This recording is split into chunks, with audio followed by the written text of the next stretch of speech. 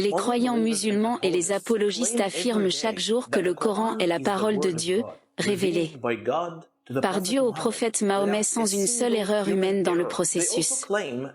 Ils affirment également que le Coran est plein de miracles scientifiques qui prouvent sa valeur divine. Origine.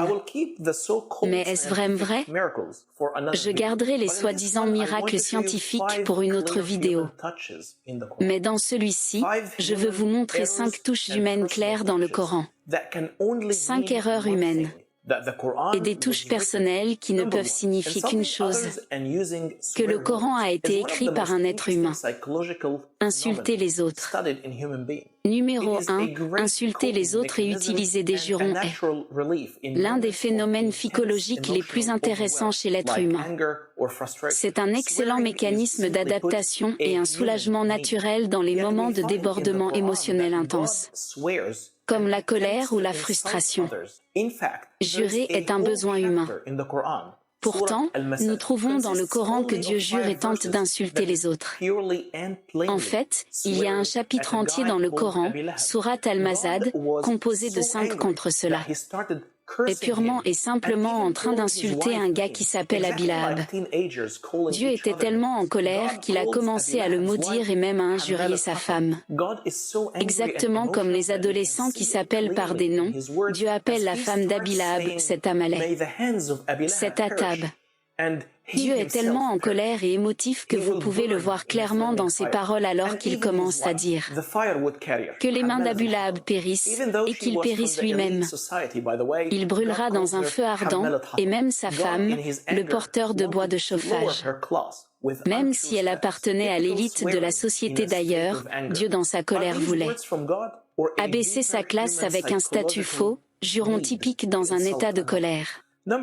Ces paroles sont-elles de Dieu, ou un besoin psychologique humain plus profond en insulter l'un autre? Numéro 2, le Coran utilise constamment le mot angel, et le contribue à Jésus. Angel est le mot arabe pour évangile. Gospel, le mot anglais, vient du latin Gospel, qui signifie bonne nouvelle. Angel vient aussi du mot grec évangélion, et signifie bon et angelion signifie nouvelle, les bonnes nouvelles, qui vont à l'arabe comme angel ou ingel. Mais quelles sont ces bonnes nouvelles? Le fait intéressant est que la bonne nouvelle de la mort de Jésus sur la croix est le salut au monde est exactement la doctrine que le Coran rejette. Le mot angel ou évangélion a toujours signifié la bonne nouvelle du salut même avant la mort de Jésus.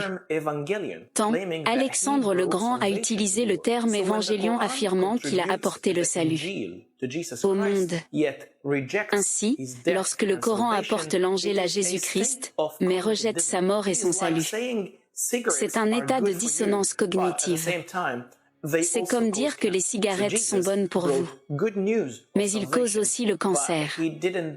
Jésus a apporté la bonne nouvelle du salut, mais il n'est pas mort pour sauver personne. C'est la logique du Coran. Numéro 3, le Coran nous dit constamment que la Bible, la Torah et l'Évangile ont été corrompus et la vérité a été manipulée.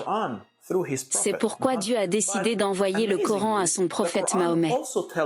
Mais étonnamment, le Coran nous dit aussi que même le prophète Mohammed lui-même semble avoir douté que le Coran puisse provenir de Dieu. Bizarre, n'est-ce pas? Attendez, ça devient plus intéressant. Sourate Yunus verset 94 dit « Si vous, ô prophète, avez des doutes sur ces histoires que nous vous avons révélées, alors demandez à ceux qui ont lu l'Écriture avant vous. » Attends une seconde. Dieu dit au prophète que, si vous êtes dans le doute, ce qui est déjà bizarre comme ça, que le porteur du message doute du message qu'il porte, mais encore plus bizarre, que Dieu lui dit que le moyen de vérifier la vérité est d'aller chez ceux qui ont corrompu, livre et manipuler la vérité avant. Ceux-ci vérifieront la vérité, donc vous n'avez aucun doute. Je suis désolé, quoi?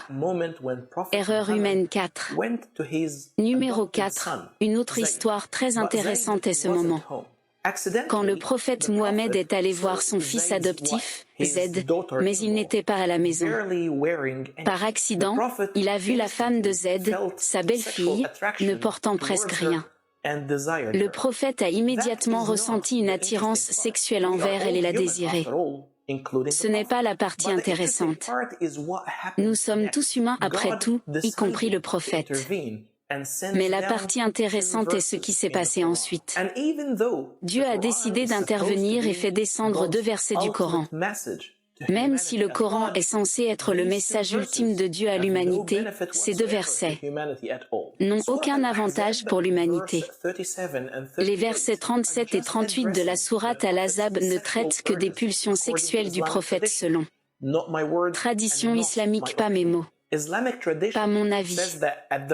La tradition islamique dit qu'à ce moment-là, Dieu envoya les versets 37 et 38 pour s'adresser à cette question de désir et Dieu a dit, lorsque Z a totalement perdu tout intérêt à garder sa femme, nous avons donné. Elle avoue dans le mariage, il n'y a aucun blâme sur le prophète pour avoir fait ce cas-là. Lui a ordonné.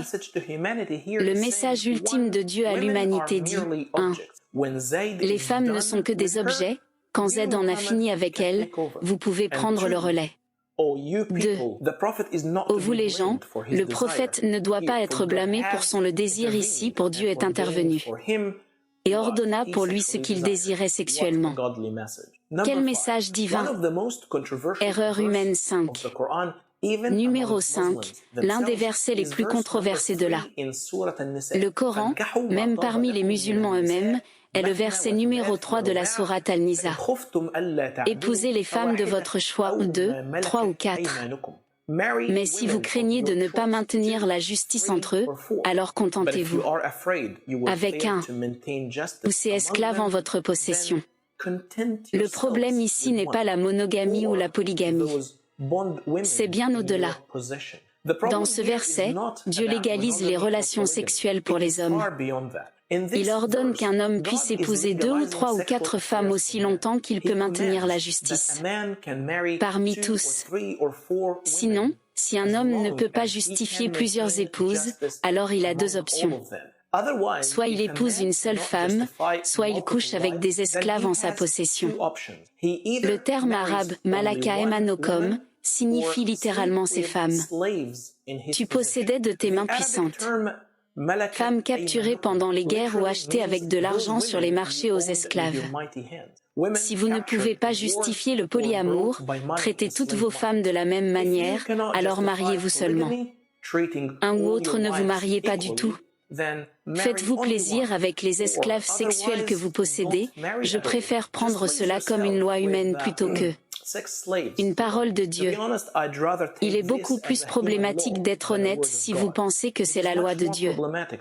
Si vous aimez cette vidéo et que vous aimeriez en voir plus, merci d'aimer, de vous abonner, de commenter et de partager.